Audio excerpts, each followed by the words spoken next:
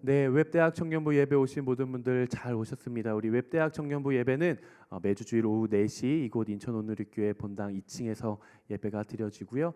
공동체 소식을 좀 더 많이 받기를 원하시는 분들은 유튜브나 아니면 카카오 플러스 채널에서 WEB 웹대학 청년부를 검색하시면 공동체 소식을 좀 더 받아보실 수 있습니다. 특별히 카카오 플러스 채널은 꼭 친구 추가를 해주셔야 온라인 주보를 매주 받아보실 수 있습니다. 오랜만에 온 것 같아요. 그렇죠? 오랜만에 하는 것 같아요. 우리 오늘도 작년과 마찬가지로 우리 살아있는 우리 새내기들은 좀 낯설 수 있는데 한번 따라해봐요. 알겠죠? 할 수 있죠? 네, 우리 자신의 마음에 손을 얹고 우리 내 영혼을 향해 선포하고 하나님의 말씀을 나누도록 하겠습니다. 지나간 시간은 결코 나를 붙잡을 수 없습니다. 나는 새로운 오늘을 살 것입니다. 아멘. 날마다 이 거룩한 결단이 여러분들의 하루의 걸음걸음 위에 가득 세워져 가기를 축복합니다. 제가 이제 대학 청년 예배 이제 오기 전에 이제 사무실에 TV가 있어요. 프롬프터가 있는데 우리 유찬 전사님을 봤더니 검은색 기타를 들고 전도사님 기타예요. 제가 오늘은 좀 설교할 때 뭘 입을까 하다가 오늘 그냥 올 블랙을 입고 싶어가지고 제가 양말부터 니트까지 올 블랙으로 맞춰 입고 왔는데 검은색 기타를 또 들고 찬양 인도를 하시는 거예요. 그래서 제가 생각했죠. 여보가 가더니 새로운 여보가 왔구나. 우리가 이렇게 통하는구나. 우리가 이렇게 영성이 연결돼 있구나. 이전 여보는 지나갔으니 보라 새 여보가 왔도다. 이전 여보 여러분들도 아마 기억하실 텐데 지나간 분이시니까 잊고 우리 새 여보를 잘 맞으시면 좋겠습니다. 이 사람들. 네, 오늘 또 하나님 말씀 좀 나누도록 하겠습니다. 오늘부터는 이제 우리가 요한계시록 나눌 겁니다. 여러분 지난달 12월 요한계시록 큐티 잘 하셨죠? 쉬웠나요? 어려웠죠? 제가 양재 전임 1년차, 전임 전도사 1년차 있을 때 제가 양재에 있었는데 그때 담당하셨던 한 목사님께서 코로나 기간이었어요. 모든 전임 교역자들은 4주짜리 강의를 하나씩 다 만들으래요. 강의하라고. 그래서 제가 당당하게 요한계시록 강의하겠습니다. 제출을 했는데 그 당시에 시니어 목사님이 연락이 왔어요. 전도사님 이번에 요한계시록 강의하시려고요. 네, 제가 더 코드 카이사르라는 제목으로 4주 강의를 준비해 보겠습니다. 바꾸세요. 왜 바꿔야 되나 그랬더니 다 유튜브에 올라갈 건데 요한계시록 강의를 무조건 이단들이 반드시 볼 텐데 정말 만에 하나라도 아주 사소한 거 하나라도 시비가 붙으면 우리가 보호해 드릴 수가 없어요. 바꾸세요. 제가 바꿨을까요? 안 바꿨을까요? 바로 바꿨죠. 네, 목사님 바꾸겠습니다. 그리고 레위기 강의로 바꿨어요. 이 요한계시록이 어렵죠? 어려워요. 그리고 많은 이단들이 제일 많이 사용하는 책이 요한계시록이에요. 아마 읽어보신 분들은 아시겠지만 좀 느낌이 어때요? 요한계시록 책의 느낌.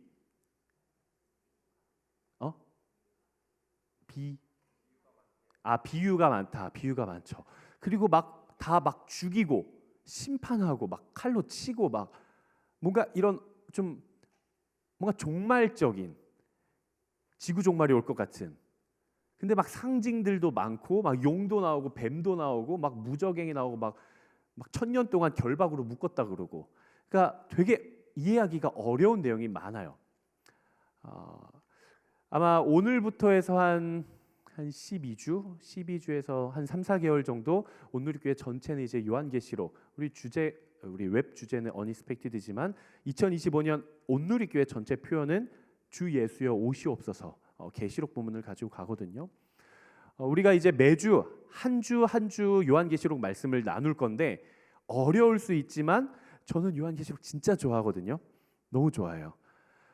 제가 하나하나 정말 최대한 여러분들이 이해하기 쉽고 적용하기 쉽도록 제가 잘 준비를 할 예정에 있어요. 그래서 오늘도 너무 막 이렇게 기대감을 가지고 왔어요. 빨리 나누고 싶다라는. 여러분들이 그래서 앞으로 요한계시록 나눌 동안 마음의 문을 닫지 마시고 좀 마음의 문을 열고 내가 요한계시록을 이 기회에 한번 공부해봐야겠다. 내가 이 기회에 요한계시록을 한번 제대로 알아야겠다라는 마음으로 우리 말씀을 매주 잘 나누면 좋을 것 같아요. 아시겠죠? 할 수 있죠? 여러분들에게 준비물이 있어요. 오늘은 아마 없을 테니까 다음 주부터 뭐 패드나 전자기기도 괜찮아요. 노트, 펜, 노트와 펜, 성경책. 막 많이 쓰시면 좋을 것 같아요. 다음 주 예배 아무도 안 오는 거 아닌가 모르겠는데 정말 중요합니다. 요한계시록 한번 잘 나눠봅시다. 네. 그럼 말씀 한번 좀 나눠보도록 하겠습니다. 여러분들은 만약에 오늘 지금 당장 누군가가 여러분들에게 한 가지 일을 이루어 주겠다. 그게 무엇이든 한 가지 여러분들의 소원을 이루어 주겠다라고 이야기를 한다면은 여러분들은 무엇을 이야기하시겠어요? 뭔가 내가 평소 꿈꿔왔던 마음의 소원도 괜찮고 혹은 현생에서의 어떤 내가 이루고 싶은 업적도 괜찮고 여러분들의 목표도 괜찮고 비전도 괜찮습니다. 그 무엇이 됐든 어떤 것이 됐든 한 가지를 반드시 꼭 이루어 주겠다라고 이야기를 한다면 여러분들은 뭘 이야기를 하시겠어요? 혹은 지금 당장 무엇이 떠오르세요? 너무 어렵게 생각하지 말고 그냥 한번 가볍게 생각해 보세요. 결정하셨어요? 물어보지 않을게요. 걱정하지 마세요. 좀 결정하셨어요? 우리나라 사람들은 참 머리가 좋아서 그런지 이런 거 한 가지를 결정해 준다 그러면은 오케이, 그럼 내가 가장 최고의 효율을 내서 가장 이득을 많이 남길 수 있는 그 한 가지가 뭘까를 너무 많이 고민해요. 그런 거 너무 고민하지 말고 한 가지 고민을 좀 해보세요. 한 가지 꼭 해보세요. 이루고 싶은 건. 어떤 사람들은 이렇게 소원해진 어떤 지인과의 관계가 될 수도 있을 거고, 어떤 사람들은 완벽한 다이어트, 정말 건강하게 완벽하게 성공한 다이어트, 어떤 사람들에겐 취업 뽀개고 싶다, 어떤 사람들은 대학 입시, 혹은 어떤 사람들은 완벽한 내가 정말 평생에 그리던 이상형과의 연애와 결혼이 될 수도 있을 것 같아요. 그리고 혹시 우리 가족 중에 병상에 있는 사람들이 있다면 우리 가족의 완벽한 완전한 치유와 회복이 될 수도 있고, 또 어떤 사람들은 뭐 국가의 이런 정치, 사회적인 이슈가 안정화되기를 바라는 사람들도 있을 것 같아요. 혹시 이런 분도 있어요? 우주 정복? 우주 정복은 없어요? 있어요 혹시? 제가 순장할 때 참 말 안 듣는 한 남자 형제가 있었는데 그 녀석은 맨날 기도 제목 내라 그러면 우주 정복이래요. 그래, 그 우주는 하나님이 다스리실 거야. 너가 하고 싶은 게 뭐가 있어? 그랬더니 우주 정복을 위해 기도하는 게 자기 꿈이래요. 그래서 제가 더 이상 묻지 않았어요. 우주 정복 이런 거 꿈꾸시는 분들은 없죠. 한 가지씩을 아마 생각하셨을 것 같습니다. 그렇다면 제가 질문을 한번 좀 바꿔볼게요. 만약 여러분들이 이 땅에서의 삶을 모두 마쳤어요. 우리가 뭐 한 300년 살았다고 칩시다. 건강하게. 이제 연수가 다 찼어요. 예수 그리스도께서 다시 오시는 그날, 하나님의 나라가 완성되는 그날, 이 땅에서의 모든 소망을 완성시키시고 하나님과의 영원한 교제, 동행하게 될 천국, 그 완성될 하나님의 나라를 이제 내가 들어가게 된다고 했을 때, 이제 내가 이 땅에서의 모든 것 다 내려놓고 공수래 공수거, 내가 이제 하나님 나라에 다시 우리의 천국 본향으로 돌아간다고 했을 때 여러분들이 천국 가서 가장 하고 싶은 건 뭐예요? 천국에 가서 가장 하고 싶으신 건 뭡니까? 어떤 목사님이 그렇게 이야기를 하시더라고요. 자기는 치킨을 너무 좋아한대요. 치킨을 너무 좋아한대요. 그래서 자기는 상상을 한대요. 그 목사님은 천국에 가면은 모든 브랜드의 치킨 종류별로 막 뛰어다닐 거래요. 그래서 자기가 돈을 지불하지 않아도 내가 마음껏 먹고 싶은 치킨을 그냥 가다가 닭다리 들어서 먹고 날개 들어서 먹고, 그런 것이 천국이 아니겠냐라고 이야기를 하시더라고요. 말씀을 들을 때는 이단인가? 싶었는데 제가 이렇게 신앙을 좀 하면서 하나님과 이렇게 교제할수록 참 천국이 그런 곳일 수 있겠다. 정말 내가 행복을 누릴 수 있는 곳, 무엇으로 인해 슬퍼하거나 그러지 않고 모든 것을 만족하며 감사하며 행복할 수 있는 곳, 그런 곳일 수도 있겠다 싶어요. 여러분들은 천국에 갔을 때 무엇을 하고 싶으세요? 가장 하고 싶은 일. 한번 첫 번째 생각했던 것과 좀 비교를 한번 해보십시오. 우리가 만약에 천국에 간다면 지금 이 땅에서 꿈꾸고 소망하는 것들이 그곳에서도 필요할까요? 처음 질문을 드렸을 때 누군가가 소원을 이루어 주겠다 했을 때 여러분들이 말한 그 소원, 아마 여러분들에겐 어떤 필요가 있고 니즈가 있어서 그 소원을 생각했을 거예요. 근데 그 소원이 우리가 천국에 간다고 했을 때에도 우리에게 반드시 필수적으로 필요한 소원이 될까요? 그렇지 않을 거예요. 우리가 이 땅에서 이루고 싶은 마음의 소원과 우리가 하나님의 나라의 천국에 가서 하고 싶은 일에는 가치에는 분명한 차이가 있을 겁니다. 아마 동일하다고 생각하신 분들은 이렇게 꿈꾸셨던 분일 것 같아요. 저는 이 땅에서 온전한 예배를 드리고 싶습니다. 한 가지 소원을 들어준다고 하면 정말 저는 달고 오묘한 하나님의 말씀을 온전히 이해하고 그 말씀에 깊이 들어가고 싶어요. 저는 정말 기도를 통해 하나님과 교제하고 하나님의 나라를 이 땅에서 미리 맛보고 싶어요 라는 마음의 소원을 가지신 분들은 천국에 가서도 그게 가장 하고 싶은 일이 될 거예요. 우리가 천국에 간다면 이것들은 온 마음껏 할 수 있는 일입니다. 그리고 우리가 천국에 간다면 우리가 이 땅에서 살아가면서 아등바등 다투고 경쟁하고 씨름했던 일들이 사실 그곳에서는 그런 가치를 가지지는 않을 것 같아요. 이 땅에서 내가 반드시 이루고 싶었던 그 마음의 소원 한 가지가 우리가 이 땅에서 모든 걸 내려놓고 천국 간다고 했을 때 그렇게 내가 이루고 싶었던 만큼의 가치의 역할을 할까 싶은 것이죠. 이 땅에서 나를 힘들게 하고 고통스럽게 하고 좌절케 하고 낭만케 하고 했던 모든 상황들과 기도의 제목들이 예수 그리스도가 다시 오시고 하나님의 나라가 완성되는 그날에는 아마 우리는 하하호호 웃으면서 내가 그때 그랬지. 야, 네가 나한테 그때 욕했잖아. 하하하하하. 우리가 그때 멱살 잡고 싸웠잖아. 하하하하하. 아마 우리가 이 땅에서 그렇게 눈물 흘리며 있었던 일들도 하나님 나라 가면 그냥 웃으면서 이야기할 수 있을 거예요. 제가 파트 1년 차였어요. 우리 전사님 이제 파트 1년 차시잖아요. 11월부터 사역 시작했으니까 이제 3개월 차. 한 저 정도 됐을 때요. 1월. 제가 예산을 빵꾸를 냈어요. 사역하다 200만 원인가 빵꾸가 났어요. 어떨 것 같아요, 전사님? 우리 소중한 공동체 예산을 전사님이 200만 원을 빵꾸를 냈다고 하면은 암담하겠죠. 그렇죠? 울 것 같죠? 저 울었어요. 어떡하지? 와, 200만 원? 어떡하지? 그래가지고 그 당시 이제 저 같은 이제 담당 목사님한테 그게 최성민 목사님이에요. 대청보다 전화를 했어요. 그때 목사님이 브라질에 있었나? 아울렛에 어디 가요? 목사님, 왜요? 뭐 문제 터졌어요? 글쎄 그게 아니고요. 아무튼 이래 해가지고 200만 원이 빵꾸가 났어요. 어떡하죠? 라고 했더니 이제 한 마디를 딱 하시더라고요. 뭐 내가 알아서 해줄게요. 알았어요. 그리고 끊으시더라고요. 그리고 알아서 이제 처리를 해주셨어요. 그때 당시에 그 파트 1년 차 이제 막 사역 시작해가지고 나한테 전도사님이라고 부르는 것도 막 닭살 돋는 그 시절에 200만 원을 빵꾸 냈었던 그 마음은 정말 참담해요. 그때는 이렇게 웃으면서 이야기 못해요. 그때는 진짜 막 다크서클 여기까지 내려와가지고 진짜 저 어떡하죠? 잘리는 거 아닌가요? 근데 지금은 뭐 이미 지나갔는데 뭐 메꿔졌는데 뭐 지금은 이렇게 웃으면서 이야기를 할 수 있는 거죠. 여러분 힘드세요 혹시? 마음 아픈 일들이 있고 고통스러운 일들이 있으십니까? 정말 웃음기 하나 나지도 않고 눈물만 나는 그런 상황이 있을 수도 있어요. 근데 그런 상황들이 하나님의 나라가 임하고 장차 우리 천국 다 갈 거잖아요. 그렇죠? 우린 이 땅에서의 삶이 끝이 아니고 영원한 삶으로 향해 나아갈 거잖아요.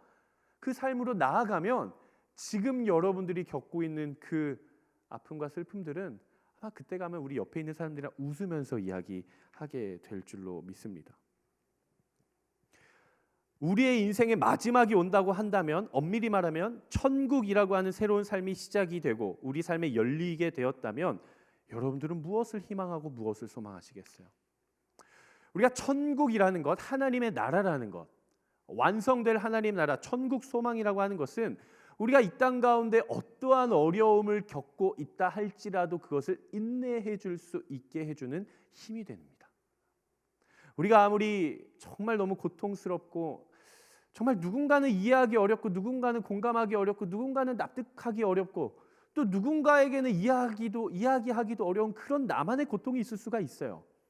근데 그 고통도 우리가 하나님의 나라, 장차 완성될 하나님의 나라를 소망하고 희망하고 꿈꾸게 되면 그 현재를 인내하고 견뎌낼 수 있게 해주는 것이 바로 천국 소망이라는 거예요. 바로 이러한 소망을 가지고 살았던 사람들의 이야기가 담긴 책이 있습니다. 그 책이 뭘까요? 그 책이 요한계시록이에요. 바로 그 책이 요한계시록이에요. 이 땅에서 나는 무엇을 소망할 것인가? 나는 영원한 생명이 있는 하나님의 나라를 꿈꾸며 이 땅을 어떻게 인내하고 버티며 믿음의 길을 갈 것인가? 그리고 나는 장차 오실 그리스도를 어떻게 바라볼 것인가? 그 이야기가, 그 감동적인 이야기가 바로 요한계시록이라는 거예요. 요한계시록이라는 책은 참 많은 시대를 걸쳐서 정말 수많은 이단과 사이비들이 이제 오용하고 악용하고 있는 책입니다. 그도 그럴 것이 이야기했다시피 환상 이야기가 너무 많아요. 환상, 비유도 너무 많아요. 상징, 이런 심볼릭한 이미지들이 너무 많아요. 그렇기 때문에 우리가 이것을 잘 해석해야 돼요. 잘 해석하고 올바르게 해석을 해야 돼요. 이걸 잘못 해석하고 잘못 적용하면 이제 이단이 되는 거예요. 이단의 뜻이 끝이 다른 거거든요. 시작은 똑같아요. 예수 그리스도 오케이, 다시 오실 예수 그리스도 오케이. 근데 거기서 그 다시 오실 예수 그리스도가 나다 이러면 이제 끝이 달라지는 거예요. 우리나라에 왜 이렇게 예수님이 많으신지, 과천에도 계시고 막. 그러니까 요한계시록을 잘 이해를 해야 돼요. 우리가 요한계시록을 읽어가다 보면은 그런 얘기가 나와요. 장차 오실 그분은 백마를 타고 오실 것이다. 흰 말을 타고 오신대요. 그러니까 온갖 이제 이단과 사이비에 있으신 교주분들이 다 뭐 타세요? 그렇게 다 백마를 타세요. 나는 그 말을 어디서 구해왔는지도 신기해요. 우리나라에 그렇게 흰 말이 많았나? 말이 새하얘요. 정말 하늘에서 내려온 것 같은 흰 말을 타고 자기들이 타고 와요. 그러니까 계시록에 말하는 장차 완성하러 올 그 백마를 타고 오는 그 사람이 누구다? 나다. 그러면서 자기들이 백마를 타고 오는 거예요. 제대로 된 해석입니까? 제대로 되지 않은 해석입니까? 제대로 되지 않은 해석이에요. 우리가 요한계시록이라는 책을 우리가 왜곡하지 않고, 그리고 그 쓴 목적에 부합하게 잘 묵상하고 이해하기 위해서는 우리가 요한계시록의 배경을 잘 알아야 돼요. 그래서 오늘은 좀 요한계시록이 쓰이게 된 배경과 이런 것들을 좀 나누고 또 일부분을 좀 나누고 마무리를 할 건데, 오늘을 잘 들으셔야 돼요. 혹시 옆에 한번 보세요. 주무시고 계신 분이 있으면은 깨워야 돼요. 오늘은 깨야 돼요. 오늘은 안 됩니다. 제가 허용하지 않겠습니다. 우리 지체들 대 지켜야 되기 때문에, 이단으로부터 지켜야 돼요. 자, 요한계시록 누가 썼습니까? 누구 요한? 사도 요한이 썼죠. 사도 요한이 쓴 책이 더 있어요. 성경에 뭐가 있지? 요한복음, 요한일서, 요한이서. 맨 앞에 앉은 이유가 있구나. 준혁아, 훌륭하다. 요한계시록은 사도 요한이 썼어요. 세례 요한 아니에요. 세례 요한은 복음서에서 예수님이 오시기 전에 그 길을 예비하여서 예수님이 공생의 사역을 시작하실 때 세례를 준 사람, 그 사람이 세례 요한이에요. 사도 요한은 예수님의 제자예요. 사도 요한 다른 사람이에요. 그리고 세례 요한은 복음서를 읽어가다 보면 알겠지만 목이 참수당해서 죽음이 당합니다. 사도 요한이 썼어요. 요한복음과 요한 1, 2, 3서를 기록한 그 사도 요한이 썼어요. 사도 요한이 쓴 이 요한계시록의 특징이 세 가지가 있는데요. 외울 필요는 없습니다. 이해만 하세요. 따라합시다. 묵시, 예언, 편지. 이 세 가지 특징이 있어요. 묵시가 뭐예요? 판타지, 환상.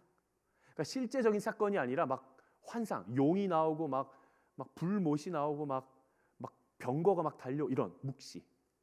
예언, 회개를 촉구하는 겁니다. 장차 임할 하나님의 심판 앞에 회개하라, 돌이켜라, 하나님께로 속하여라. 예언의 메시지가 담겨 있어요. 그리고 세 번째, 이건 편지입니다. 논문도 아니고요, 환상을 쓴 소설도 아니고요, 시도 아니고요, 이건 편지예요. 편지. 세 가지 특징이 있습니다. 편지라는 건 뭐가 있어야 되나요?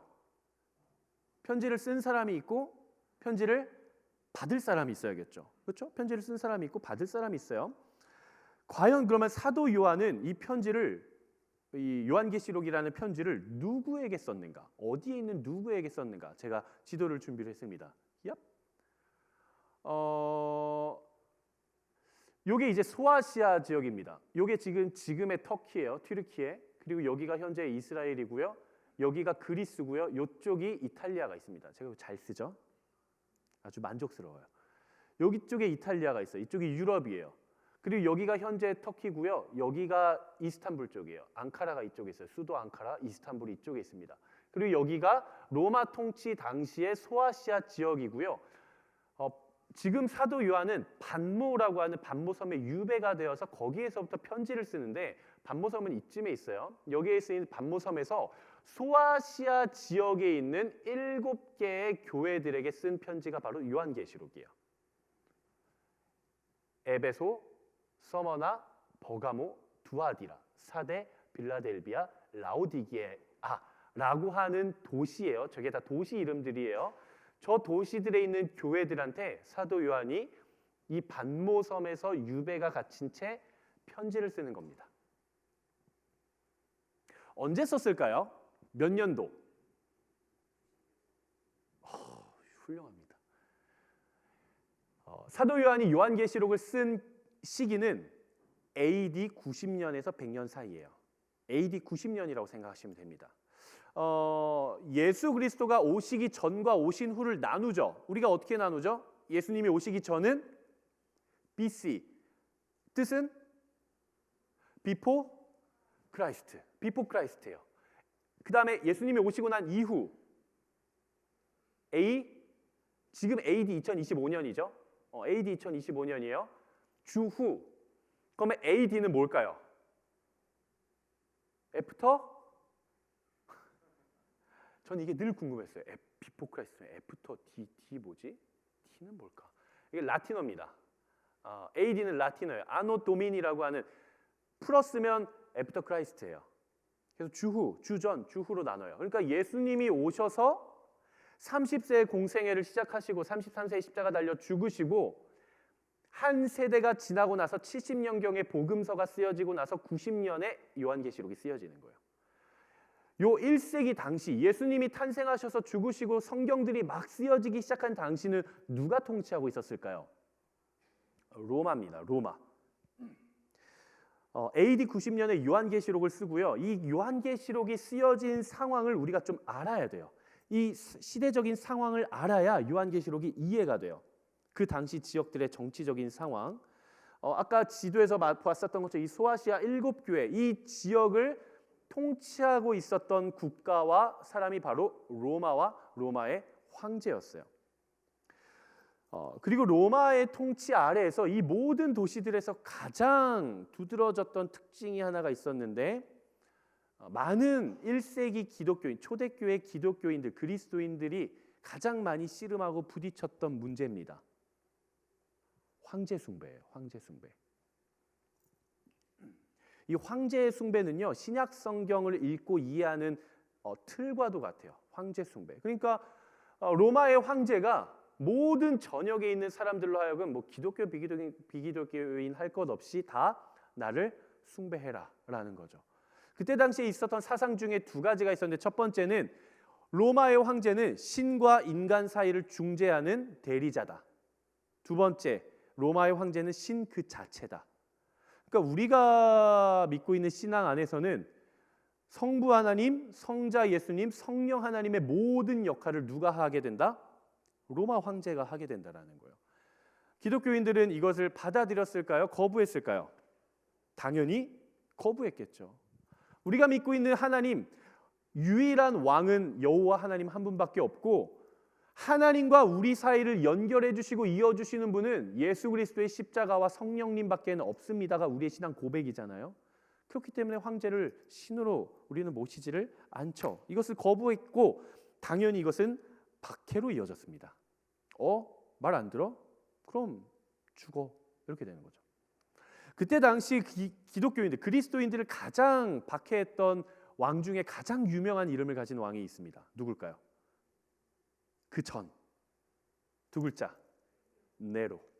이 네로 황제는 기독교 역사상 기독교인들을 아주 극심하게 박해하기 시작한 첫 번째 황제예요.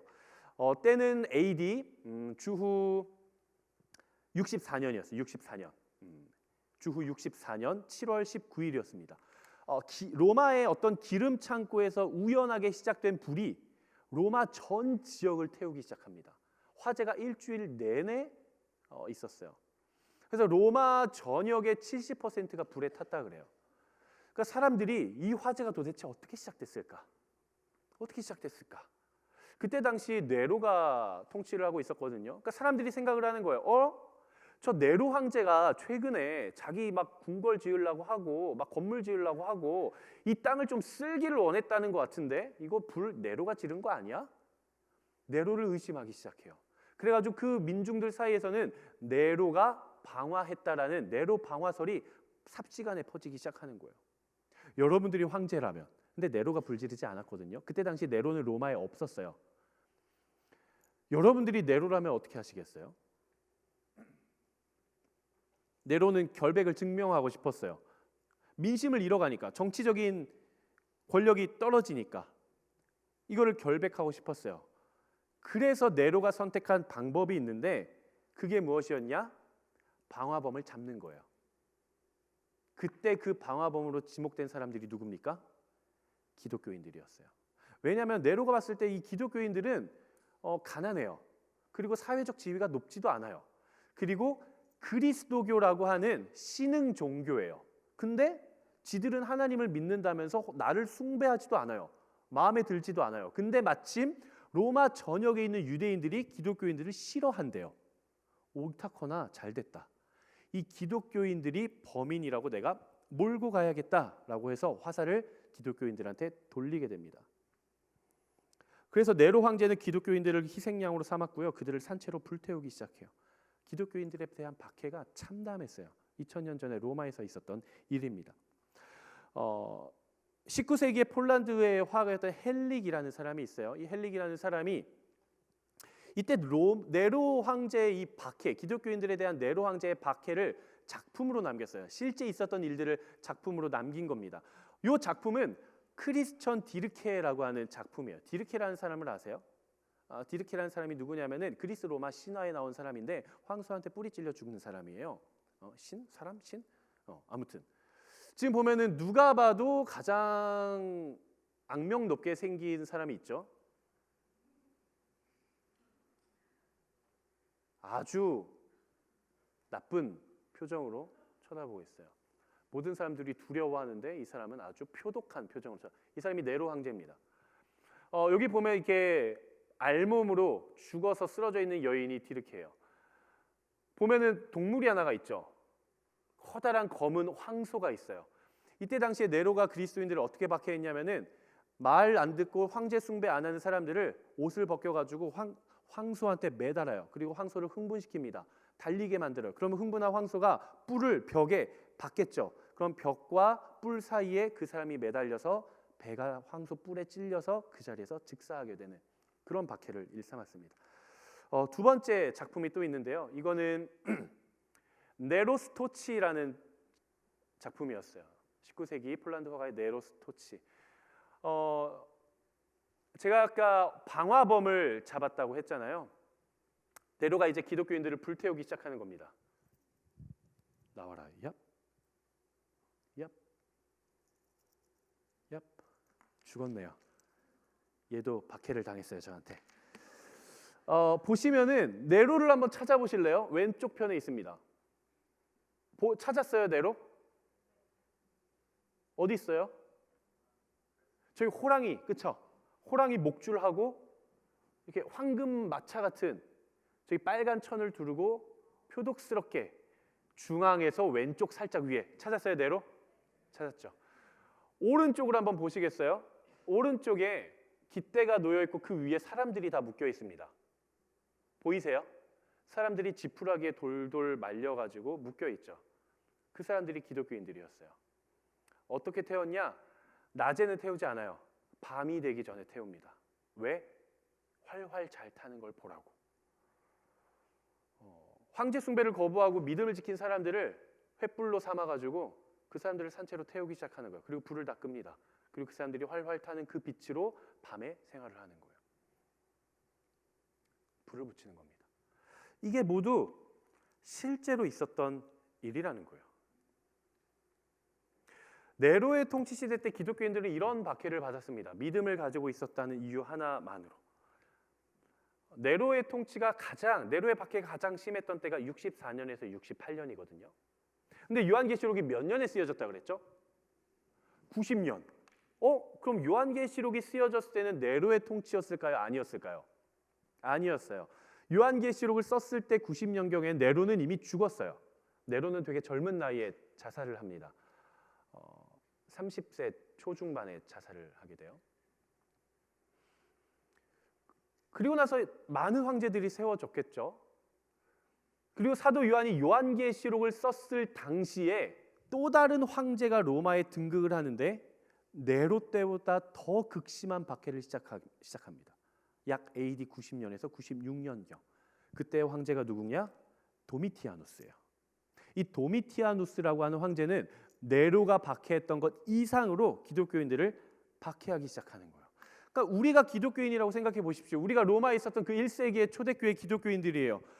드디어 네로의 박해가 끝나서 이제 좀 살만해졌나 싶었더니 새로운 황제가 등극을 했는데 박해를 더 심하게 해요. 그럼 그 기독교인들은 도미티아누스 황제를 바라보면서 누가 생각이 나겠어요? 끔찍했던 기억? 네로가 생각이 나겠죠. 그래서 요한계시록에 나오는 대부분의 상징들을 해석을 하고 풀어보면 카이사르 네로를 가리킵니다.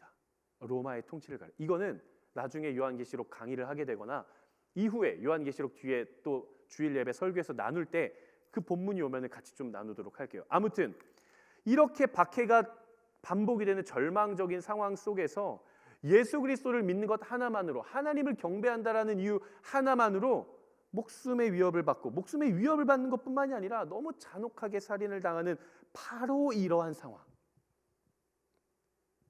바로 이러한 시대적인 배경과 어려움 속에 믿음을 가지고 살아가고 있는 그리스도인들에게 보내는 편지요, 하나님의 메시지요, 소망의 말씀이 바로 요한계시록이라고 하는 책이에요. 여러분들이 이제 오늘부터 요한계시록을 같이 나누고 한 주 한 주 좀 살펴볼 때 이러한 배경과 이러한 기독교인들, 이러한 핍박이 있는 교회들에게 사도 요한이 보낸 소망의 메시지구나라고 이 틀을 가지고 따라오시면 좋을 것 같아요. 그래서 요한계시록이라고 하는 책은 어떤 이런 거 있죠. 요한계시록에 나오는 이러한 환상과 예언의 메시지들은 1987년 이때 바로 그게 이루어진 거야라고 해석하는 거 있죠. 이러한 해석들. 그러니까 요한계시록에 나오는 모든 이야기들을 장차 이루어질 어떤 예언적 메시지, 여기서 말하는 예언은 회개를 촉구하는 예언이 아니라 정말 미래를 예측하는 그런 예언적 메시지로 자꾸 요한계시록을 해석하기 시작하는 거는 어쩌면 좀 위험할 수 있어요. 요한계시록은 미래적 사건을 예언한 책, 예측한 책이라고 보기는 어렵습니다.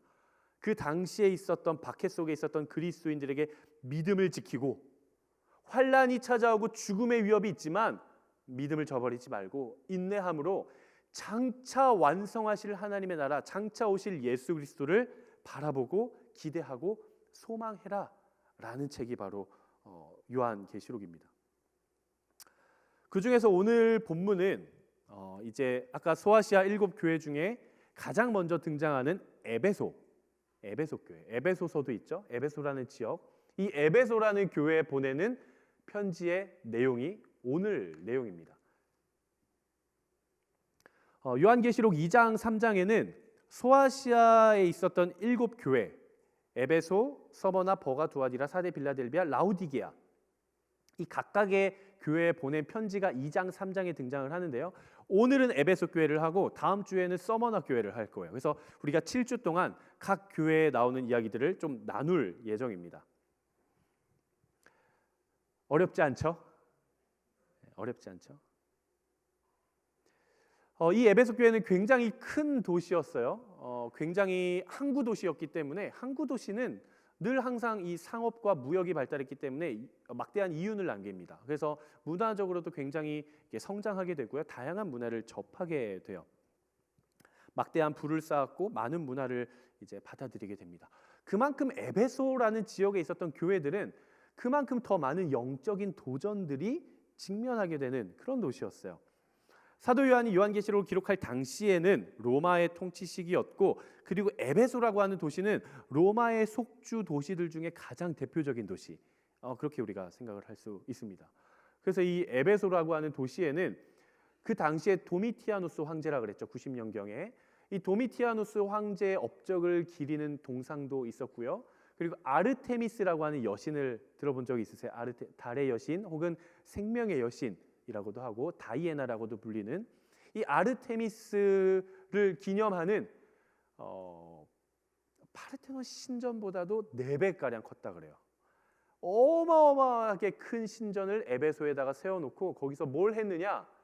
거룩한 매춘이라는 이름으로 그 신전에는 여사제들이 너무 많았어요. 그러면 남성들이 거기 가서 그들과 하루 성행위를 하는 것이 곧 신을 이롭게 하는 거룩한 행위다라고 이야기를 하면서 아주 매춘을 일삼기도 하는 그런 도시였습니다. 그렇기 때문에 자연스럽게 이 에베소라고 하는 도시는 종교적인 문제도 많고 거짓된 교리를 가르치는 이단, 사이비들, 거짓 선지자들 너무 많았어요. 그래도 제법 이 에베소 교회는 진리를 좀 수호하려 나오네요. 부활 다시 죽었어요. 진리를 수호하려고 하는 노력을 많이 했었던 교회였던 것 같아요. 오늘 본문 1절, 2절, 3절 말씀 한번 같이 읽어보도록 하겠습니다. 오늘 본문 1절, 2절, 3절 말씀 한번 같이 읽어볼게요. 시작. 너는 에베소 교회 사자에게 이렇게 써라. 오른손에 7별을 잡으시고 7 금촛대 사이로 다니시는 이가 이렇게 말씀하신다. 나는 내 행위들과 내 수고와 내 인내를 안다. 또 네가 악한 사람들을 참지 못하는 것과 자칭 사도라고 하는 사람들을 시험해 그들이 사도가 아니라 가짜들이라는 것을 밝혀낸 것을 안다. 또 네가 인내하는 것과 내 이름을 위해 수고하되 1절에 나오는 오른손에 7뼈를 잡으시고 7 금촛대로 사이로 다니시는 이 누구십니까? 예수 그리스도입니다. 예수 그리스도. 그가 에베소 교회에 이야기를 하는 거예요. 나는 너의 행위와 수고와 모든 수고를 인내를 안다. 너희가 자칭 사도라고 하지만 가짜였던 그 사람들을 밝혀낸 것도 알고 너희가 인내하고 내 이름을 위해 수고하고 게으르지 않다는 것도 내가 안다. 칭찬을 하세요. 여기까지는 좋아요. 근데 이후에 책망을 하십니다. 에베소 교회를 책망을 하세요. 예수님이 4절 말씀에 뭐라고 되어 있냐? 그러나 내가 내게 책망할 것이 있으니 그것은 네가 첫사랑을 버린 것이다. 4절 말씀을 보니까 예수님께서 에베소 교회에게 너희가 수고하고 노력한 것은 알아. 근데 너희가 그것들을 지키느라 도리어 나에 대한 사랑을 너희가 잊어버렸구나. 하나님에 대한 사랑을 잊어버리고 성도들 간에 서로를 향한 사랑을 잊어버렸구나. 차갑게 식어버렸구나 라고 이야기를 하는 것이죠. 맹목적으로 겉으로 드러난 삶에 보여지는 모습만을 추종하고 맹목적으로 따라간 나머지 그 삶을 추구해야 하는 본질적인 이유를 잃어버린 거예요. 여러분 그런 적 없으세요? 처음에는 너무 좋은 취지와 목적으로 시작을 해요. 근데 이걸 하다 보니까 시간이 지날수록 내가 지금 이걸 왜 하는지 그 목적을 잃어버린 채 그냥 맹목적으로만 하고 있는 거예요.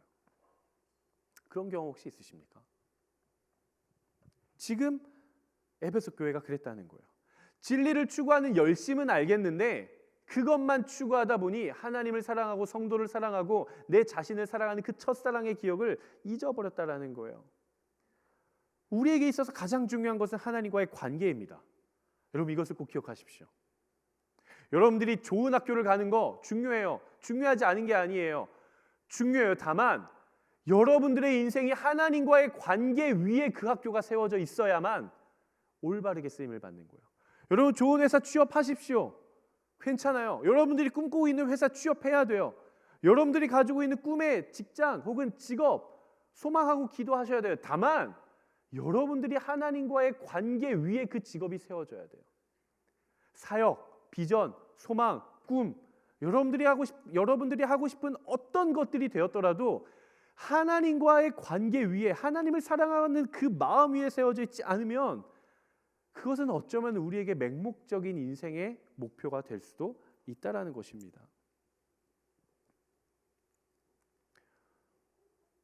우린 무엇인가를 하기에 앞서 하나님과의 사랑을 회복해야 돼요. 그게 가장 중요해요. 그래서 예수님께서 5절 말씀에 이렇게 처방을 내려주시는데 에베소 교회에게 어떻게 회복될 수 있을지 그 처방을 내려주세요. 5절 말씀을 한번 같이 읽어보도록 할까요? 5절 말씀 한번 같이 읽어보겠습니다. 시작. 그러므로 너는 어디서부터 잘못됐는지 생각해 보아 회개하고 처음에 행했던 일들을 행하여라. 말씀하시는 거예요.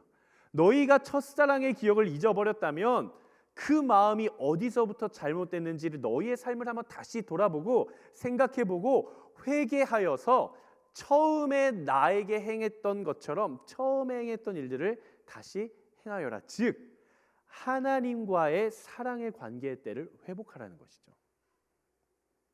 여러분 하나님을 처음 사랑하게 된 때가 있지 않으세요? 예수 그리스도를 처음 사랑하게 된 때 저도 있어요. 그때의 기억을 돌아보면 그치 그때는 정말 내가 예수님을 찬양하고 노래하고 예배하는 것만으로 모든 것이 만족스러웠는데 내가 예수님의 제자라는 거, 예수님의 자녀라 하나님의 자녀라는 그 사실 하나만으로도 나에게 부족함이 없고 나에게 결여된 것이 없고 내 모든 것들을 만족시키고 감사하고 기뻤었는데 이런 때가 아마 있을 것 같아요. 그때를 회복하라는 거예요. 회귀와 회복은 다릅니다. 회귀는 뭐예요? 저는 회귀물 좋아해요. 재밌어요. 그거 뭐죠? 재벌집 아들. 진짜 재밌게 봤어요. 마지막은 좀 그랬지만 회귀는 지금 내가 이 자리에서 그냥 과거로 돌아가는 거예요. 이게 회귀예요. 근데 회복은 달라요. 여러분 잘 구분해서 들어보십시오. 회귀는 다시 그 자리로 돌아가는 거예요. go back 하는 거예요. 회복은 따라합시다. 원래 있어야 할 모습으로 온전히 채워지는 것이며 다시 제자리를 찾는 것. 그러니까 회복이라는 건 뭐냐면은 원래 우리의 목적에 맞게 만들어졌으나 이것이 손실되거나 상실되거나 변질되었던 것이 원래의 목적에 맞게 온전히 채워지고 다시 그 자리로 돌아가는 거예요. 다시 그 자리로 세워지는 거예요. 원래의 자리를 찾는 거예요. 그러니까 우리의 삶에 하나님과의 관계를 회복해야 된다는 것은 원래 우리의 존재가 어디 안에서 존재한다는 거예요? 하나님 안에서 존재한다는 거예요. 우리가 이 세상, 우리가 인생을 살아간다는 것은 하나님과의 관계 위에 원래 세워지는 것이 우리의 창조의 목적에 부합하는 모습이라는 거죠. 그게 원형이라는 거예요. 그렇게 하나님과의 관계를 회복한 사람들에게는 마지막 말씀에 상급을 주십니다. 상을 주세요. 보상을 주세요. 마지막 사람들에게 허락된 것이 있어요. 7절 말씀. 오늘 본문 7절 말씀 한번 같이 읽어보도록 하겠습니다. 시작. 귀 있는 사람은 성령이 교회들에게 하시는 말씀을 들어라. 이기는 사람에게는 내가 하나님의 낙원에 있는 생명나무 열매를 먹게 할 것이다. 하나님께서 사도 요한을 통해 예수님의 말씀을 에베소 교회에 전달을 하는데 마찬가지로 2000년이 지난 지금 성령께서는 요한계시록이라는 본문을 통해 저와 여러분들에게 동일하게 말씀을 하고 계십니다. 귀 있는 사람은 성령께서 우리에게 하시는 그 말씀을 들어야 돼요. 그가 말씀하십니다. 이기는 사람, 즉 그리스도의 사랑 안에서 회개함으로 원래 우리가 가져야 됐던 창조의 모습을 회귀한 사람이 아니라 회복한 사람에게는 내가 하나님의 낙원에 있는 생명나무의 열매를 먹게 하겠대요. 이기는 자, 그러니까 믿음을 지킨 자, 견디는 자, 인내하는 자에게는 상급이 있대요. 근데 그 상급의 내용이 뭡니까? 생명나무의 열매. 생명나무의 열매래요. 놀랍지 않으세요? 저는 제 말씀을 준비하는데 소름이 돋았어요. 소름. 제가 신대원 입시 준비를 오래 했거든요. 머리가 나빠가지고 3년을 했어요. 제가 늘 말씀드렸지만 제가 20대 중반부터 20대 후반까지 신대원 입시 준비를 했는데 저는 알바도 안 하고요. 일도 안 했어요. 월화수목금토 일요일은 교회에서 사역을 했으니까 월화수목금토 아침 9시에 교회 가서 저녁 9시까지 하루에 10시간에서 12시간까지 매일 성경을 읽었거든요. 3년 동안.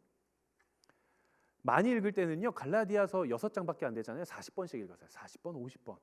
예레미야가 52장까지 있거든요. 10번씩 읽었어요. 몇백 장씩 하루에 성경을 읽었어요. 요한계시록 이 본문 7개 교회들에게 주는 메시지가 다 다르거든요. 그 절절히 다 외웠어요. 제가 이 본문을 얼마나 많이 읽었겠어요. 정말 수십 번을 읽었어요. 근데 성경은 정말 평생 읽어야 돼요. 제가 오늘 말씀을 준비하면서 이번 주에 이 본문을 읽는데 생명나무의 열매가 그냥 이렇게 제가 환상을 본 건 아니에요. 팝업이 돼서 제 눈앞에 생명나무의 열매 쓰여지진 않았어요. 쓰여지진 않았는데 이 글자가 팝업이 되면서 제 마음에 쏙 들어오는 거예요. 여러분 생명나무의 열매하면 생각나는 책이 있지 않아요?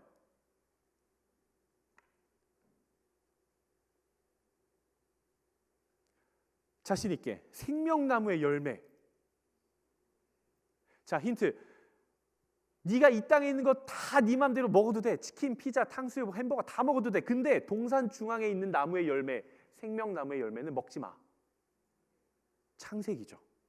하나님께서 에덴이라는 최초의 하나님과의 교제 가운데 거할 수 있는 완벽한 하나님의 나라 에덴을 창조하시고 사람을 창조하셔서 에덴에 두시면서 네가 에덴에 있는 거 모든 거 다 누려도 돼. 아담 다 네 거야. 다만 동산 중앙에 있는 나무의 열매 먹지 마라고요. 그게 선악을 알게 하는 나무의 열매거든요. 제가 질문을 하나 드릴게요. 질문, 우리가 성경을 잘 읽어야 돼요. 아담과 하와가 범죄하고 나서 에덴 동산에서 쫓겨납니까? 그대로 삽니까? 쫓겨나죠. 쫓겨나요. 왜 쫓겨나요? 쫓겨난 이유가 뭐예요? 그렇죠. 1차적으로는 성경에는 선악과라는 단어가 나오지 않습니다. 선악을 알게 하는 나무의 열매예요. 1차적으로는 하나님께서 손대지도 말고 먹지도 말라고 했던 선악을 알게 하는 나무의 열매를 먹었기 때문인데 그게 이유는 아니에요. 궁극적인 이유는 뭐냐면요. 아담과 하와가 동산 중앙에 있는 생명나무의 열매까지 먹을까 봐 하나님이 내쫓으신 거예요. 창세기 3장 22절에서 24절인데요. 여러분 잘 들으셔야 돼요. 아주 중요합니다. 한번 읽어보겠습니다. 시작. 여호와 하나님이 이르시되 보라 이 사람이 선악을 아는 일에 우리 중 하나같이 되었으니 그가 그의 손을 들어 생명나무 열매도 따먹고 영생할까 하노라 하시고 여호와 하나님이 에덴 동산에서 그를 내보내어 그의 근원이 된 땅을 갈게 하시니라. 24절. 이같이 하나님이 그 사람을 쫓아내시고 에덴 동산 동쪽에 그룹들과 두루 도는 불칼을 두어 생명나무의 길을 지키게 하시니라. 하나님이 말씀하시는 거예요. 여호와 하나님이 이르시되 보라 이 사람이 선악을 아는 일에 우리 중 하나와 같이 되었으니 그가 이제는 손을 들어 생명나무의 열매를 먹고서 영생할까 하노라. 죄를 범한 자가 생명나무의 열매를 먹고 영생할까 하노라. 죄를 범한 자는 영생할 수 없습니다. 하나님이 내보내시는 거예요. 제가 하나하나 설명을 하겠습니다. 잘 들어보세요. 하나님께서 태초에 사람을 창조하신 그 인간 본래의 원형, 하나님께서 태초에 사람을 창조하신 인간의 존재적인 창조의 모습은 바로 에덴이라고 하는 곳에서 하나님과 영원토록 교제하며 내 있는 모습 그대로 하나님과 날마다 동행하는 그런 삶, 그게 인간의 존재의 원형이에요. 원래 우리의 창조된 목적, 하나님과 날마다 교제하고 하나님을 예배하고 하나님과 동행하는 것, 그것이 인간 존재의 목적이란 말입니다. 근데 죄가 들어와요. 죄가 들어옴으로 인해서 죄로 인해 결국 사람은 에덴이라는 곳, 즉 영원토록 하나님과 교제하는 곳으로부터 내보냄을 당하게 됩니다. 그 이유가 1차적으로는 죄를 범했기 때문이지만 2차적으로는 궁극적으로는 에덴 중앙에 있는 생명나무의 열매를 먹지 못하게 하려고 하나님이 내보내신 거예요. 그래서 하나님이 사람을 내쫓으시고 그룹들 천사들과 두루 도는 불칼을 두어서 생명나무를 지키게 하십니다.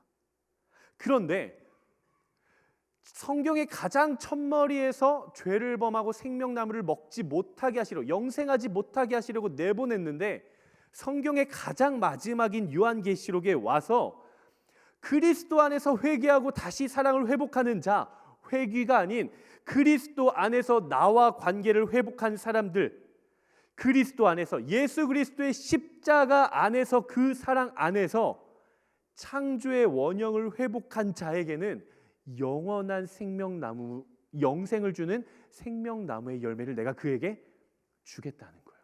이제는 내가 그리스도 안에 있는 자에게, 예수 그리스도의 사랑 안에 있는 자에게는 내가 그때 막았지만 지금은 이제 그 생명나무의 열매를 그에게 주고 내가 막았던 그 영생을 그에게 허락하겠다라는 거예요.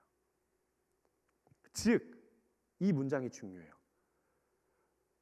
요한계시록이라고 하는 이 최후의 에덴에서는 최초의 에덴에서 주어졌던 저주가 모두 파기됩니다.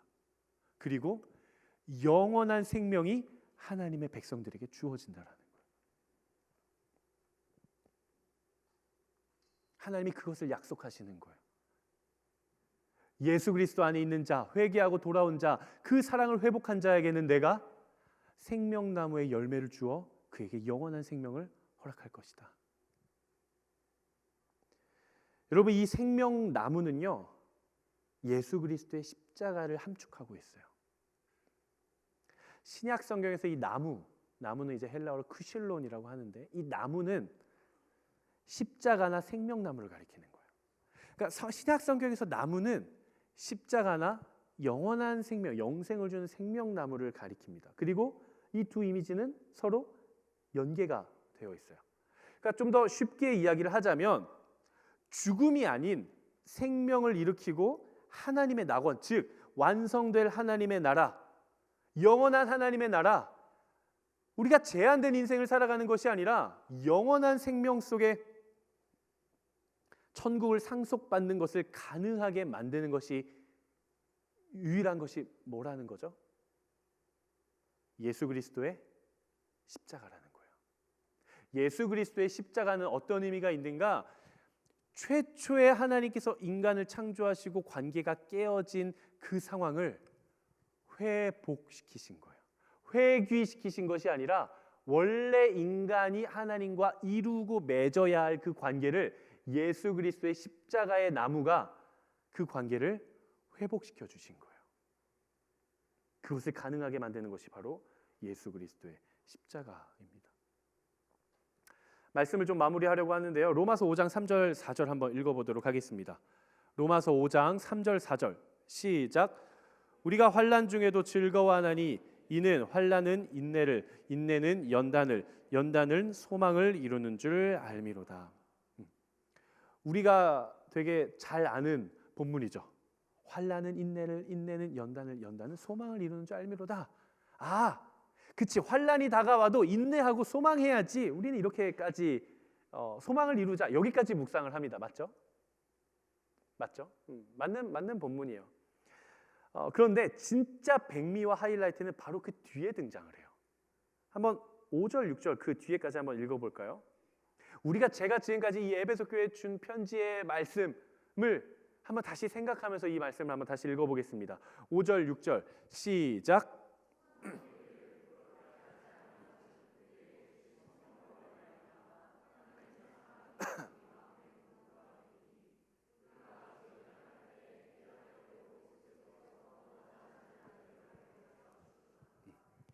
환난은 인내를, 인내는 연단을, 연단은 소망을 낳느니라. 그리고 그 소망이 어떤 소망인가? 그냥 내가 이 지금 고통과도 같은 상황을 그냥 어떻게든 버텨보려고 막 긍정회로 돌려가면서 꿈꿔야 되는 그런 소망인가? 그게 아니라는 거예요.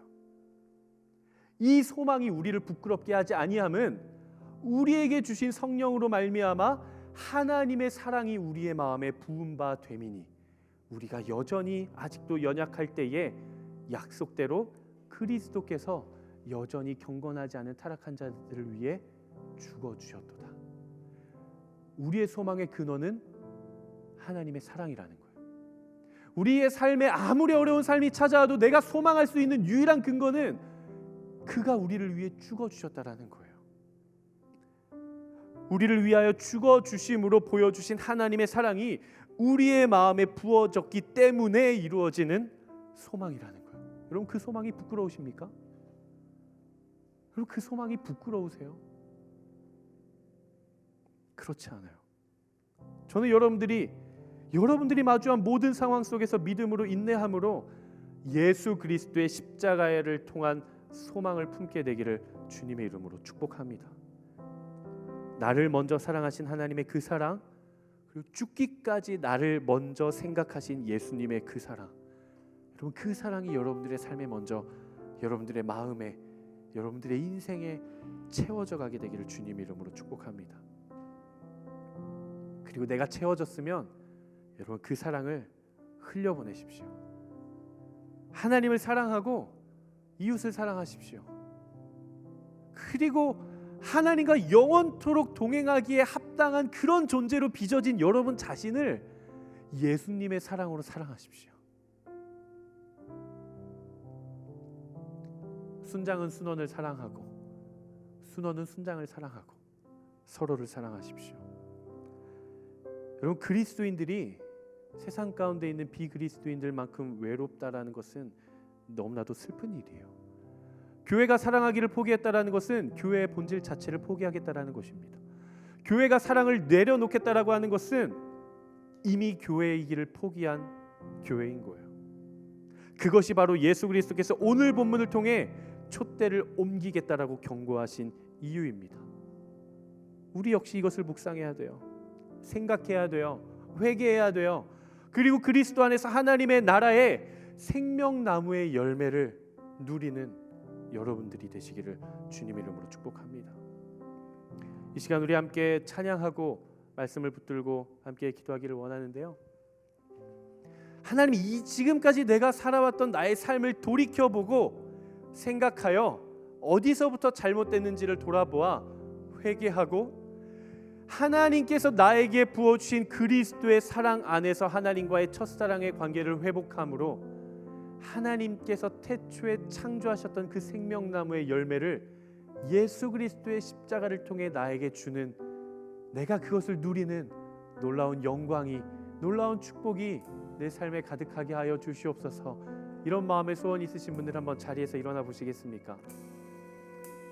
우리는 결단해야 돼요. 이제는 우리는 더 이상 동일하게 살아갈 수가 없습니다. 예수 그리스도 안에 있는 자들에게는 결코 정죄함이 없나니 이는 주의 생명의 법이 죄와 사망의 법에서 해방하였습니다. 여러분, 우리는 결코 정죄함 가운데 있지 않습니다.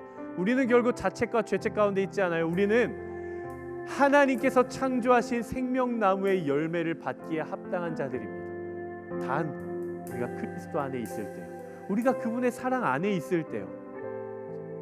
이 시간 함께 그 사랑을 기억하시면서 우리의 인생을 주 앞에 올려드리며 함께 찬양하며 나아가도록 하겠습니다.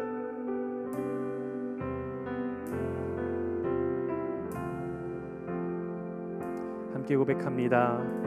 주 앞에 나와, 주 앞에 나와 제사를 드리는 마음 열어 내 삶을 드리는 주를 봅니다.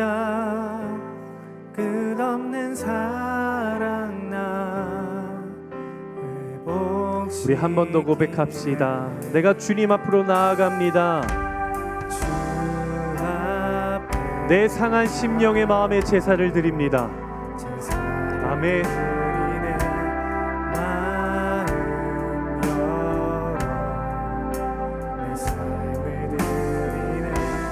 주를 봅니다. 끝없는 사랑 날 회복시키네. 이제 눈 들어 주 보내. 그 능력 날 새롭게 해. 주님의 사랑 날 만지시니 내 모든 두려움 사라지네. 폭풍 속에도 주 붙들고 믿음으로 주와 건네. 갈보리 언덕 넘어 그 어느 날 우리 다시 고백하며 나아갑니다. 이제 눈 들어. 이제 눈 들어 주 보내. 그 능력 날 새롭게. 주님의 사랑 날 만지시니 내 모든 두려움. 아멘. 우리 다시 한번 더 고백하며 폭풍 속에도 주 붙들고 믿음으로 주와 건네. 갈보리 언덕 넘어 그 어느 날 우리 다시 한 번 더 우리의 삶을 맡겨드리며 이제 눈 들어. 이제 눈 들어 주 보내. 그 능력 날 새롭게. 주님의 사랑 날 만지시니 내 모든 두려움 사라지네. 폭풍 속에도 주 붙들고 믿음으로 주와 건네. 갈보리 언덕 넘어 그 어느 날 주 안에 온전케 되리. 이제 눈 들어 주 보내.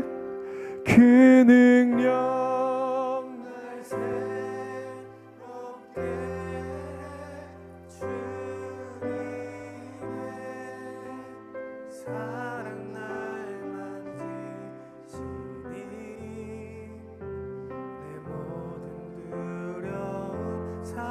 우리의 모든 인생의 폭풍 속에도 폭풍 속에도 주를 들고 믿음으로 주와 건네. 갈보리 언덕 넘어 그 어느 날 주 안에 온전케 되리. 우리 시간 함께 기도합시다. 여러분 여전히 여러분들의 삶이 녹록지 않으십니까? 여전히 세상적인 기준과 가치를 가지고 여전히 세상이 비교하고 있는 어떤 눈높이를 가지고 여러분 자신을 혹독하게 혹사시키고 있지는 않습니까? 여전히 세상의 기준과 세상의 가치관을 가지고 나의 마음에 소망을 두지는 않습니까? 여전히 남들이 가는 대로 남들이 따라하는 대로 우리의 인생의 목적을 거기에 두고 허송세월하고 있지는 않습니까?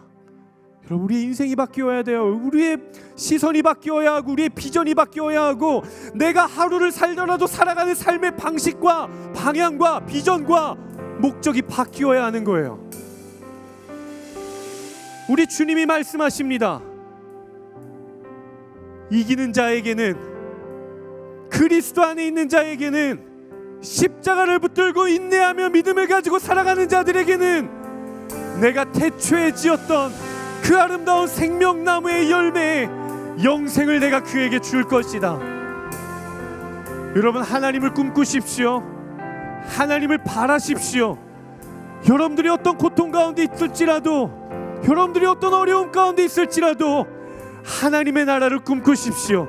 천국의 소망을 가지십시오. 장차 완성될 하나님의 나라를 꿈꾸십시오. 이 시간 여러분들의 삶을 주께 의탁하십시오. 이 시간 모든 삶의 영역들을 주님께 맡겨드리며 이 시간 주여 세 번 외치며 기도하며 나아가도록 하겠습니다. 기도하겠습니다. 주여, 주여, 주여.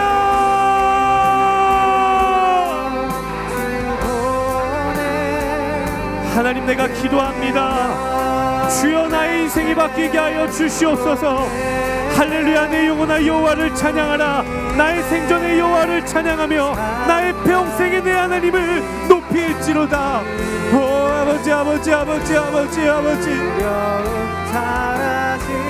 하나님, 우리 인생 가운데 오시옵소서. 오 주 예수여 오시옵소서. 하나님과의 첫사랑의 기억을 회복하게 하여 주시옵소서. 하나님과의 관계가 회복되어지게 하여 주시옵소서. 하나님, 나의 삶에 하나님 목적이 바뀌게 하여 주시옵소서. 하나님, 나의 존재의 이유가 바뀌게 하여 주시옵소서. 창조의 모습이, 창조의 원형이 하나님 우리 안에 회복되어지게 하여 주시옵소서. 할렐루야. 새 노래로 여호와께 노래하며 성도의 모임 가운데 주를 찬양할지로다. 이제 눈을 들어 주를 보리라. 나의 도움이 어디서 올까? 천지를 지으신 여호와에게서로다. 오 주님, 주님, 주님, 주님, 날 새롭게 주님의 하나님, 우리의 인생의 목적이 바뀌게 하여 주시옵소서. 하나님, 내가 이 땅에서 단 하루를 살더라도, 하나님 단 순간을 살더라도 하나님의 나라를 꿈꾸게 하여 주시옵소서. 오 주님,